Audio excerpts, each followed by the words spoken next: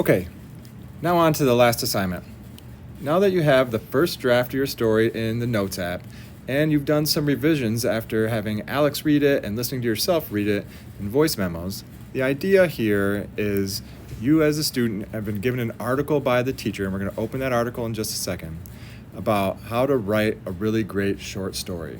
So you've written it yourself, you've done the some revisions on your own work. Now we're going to say the teacher is giving you an article about some steps to how to write a great story. You're going to read that article, you're going to mark it up all on your iPad, you're going to save it into your Files app. We'll get to that in just a second.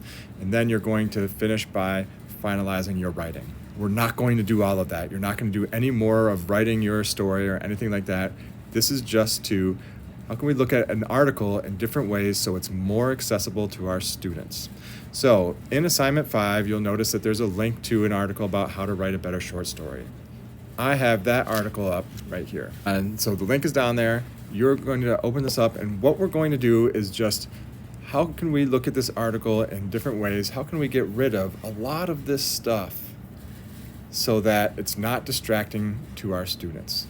We're going to start up here where there's the 2 different size capital A's. And that will offer us a bunch of options. The most important one that I really want to focus on for our sake is Show Reader View. So when we click on that, all of the extra stuff goes away and the text becomes the most important thing on the page. Not only can we bring up Reader View, but after Reader View, we can make some adjustments to that. So, do we have visual issues that we need to increase the text? Do we have do we need to change the font? What about the background? If we need a different type of contrast, is this more comfortable for students? So once we have things open in Reader View, we can still make some changes to make things a bit more comfortable to students. But what we can't do is mark this up yet. We're going to do that in just a second, but I want to hide Reader View to show you some other options that are built into here. The idea that we can translate most web pages into different languages. Now, I only have English and Spanish set up as my main languages, but in settings we can change that. We can do things like hide the toolbar. So those are the main things that people will use to change their website. But the idea that we can get rid of distractions, change some text, change some of the background, it can really help our students and really get them focused on just the text. Now, like we've done before, we can swipe down with 2 fingers from up here and the story can be read to us, or this can be read to us. But what we're going to do for now is we're going to talk about how we can get this into a way that we can actually mark it up, highlight it, take notes on it, and things like that. So I'm going to quickly go back and go to this view. Now, what I can do is I can export this using the Shero and choose markup. Markup is right here. This will create a PDF like it says right here. Continue.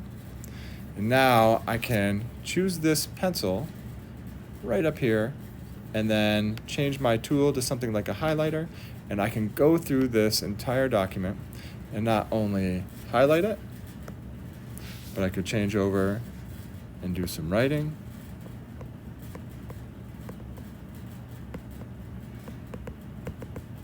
And whatever other close read strategies you use with your students.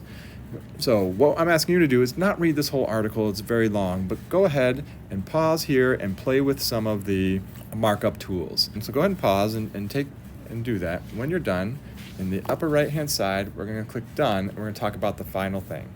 So we're going to save file to. On everybody's iPad is a folder system called Files. You can either the kids and you can either save it on your iPad, which I'm going to do now, or as long as they sign in with their Apple ID, their school Apple ID, they have 200 gigs of space on their iCloud Drive. I'm going to save it on my iPad. I have a folder that I've named PDF, but kids can create folders. And I'm going to save it here. So now that I can go back in at any time into Files. Again, I'm on my iPad, go to PDF, and it will be in there, especially if I do it by date. There. So I can rename it here, I can open it back up here, and the other thing I can do is I can share it, which we want you to do, to Google Classroom. Find our class. Once you find our class, then you find this assignment and attach it to this assignment. That's what we want you to do with that PDF. So with this markup idea, we can export as a PDF an entire article. They can mark it up and do whatever close read strategies you usually use. In addition to that, before they do that, they can even have the web page read to them. You can save it into files, use that filing system to export it into a Google Classroom. And now we've created a workflow that not only makes things accessible, but makes it pretty easy for kids to take something from the web, from Safari, download it as a PDF, mark it up with using your close read strategies, and put it back up into Google Classroom as an assignment.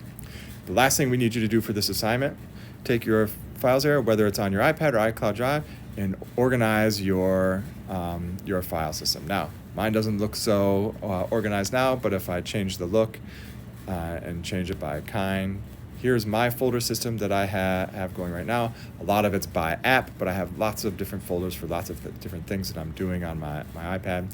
So we just want you to create a folder system that maybe you would ask students to do. So by topic, by unit, however you might ask them to create it, take a screenshot of that and then upload that screenshot to Google Classroom. And then that's it.